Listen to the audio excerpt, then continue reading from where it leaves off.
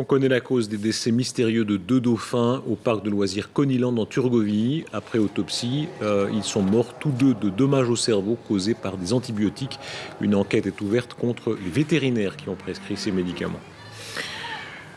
Je vous le disais tout à l'heure, un village du Jura français fait sensation. Il n'entend pas être privé de chaînes télévision suisses. À quelques kilomètres de nos frontières, il fait fonctionner le système D. Reportage de nouveau avec Géraldine Jacot.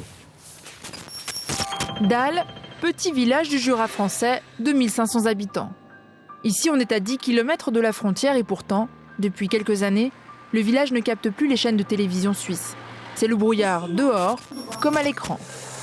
C'est trop faible aujourd'hui. Mais dans le village voisin, une idée est née. Dans ce magasin de télévision, un père et son fils ont bricolé la solution. Donc c'est un atelier qui a accolé au point de vente. Alors pour Dalle, c'est simple, ils avaient très bien la Suisse romande à l'époque. Et ce qui s'est passé, c'est que du fait que quand c'est passé en numérique, ils captaient difficilement, puisqu'ils sont dans une vallée. Ils se sentaient un peu... vous savez, une injustice de ne pas recevoir la Suisse. Alors, le père et le fils se sont mis au boulot et ont fabriqué ce boîtier. C'est lui qui va ramener la télévision suisse à Dalle. Ce répéteur TNT va amplifier le signal qui arrive de Suisse et le réémettre.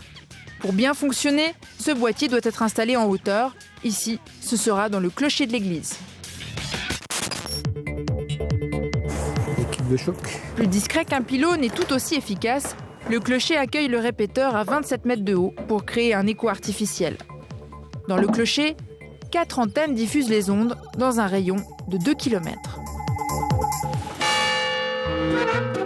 À la mairie, on est satisfait de l'installation. Pour un budget raisonnable, la télévision suisse est de retour à Dalle. Alors en fait, c'est suite à la venue de l'artisan installateur de télévision qui est venu nous voir et puis qui nous a dit qu'il avait une nouvelle technique pour éventuellement installer la TSR. Et on a décidé de faire un sondage dans le village.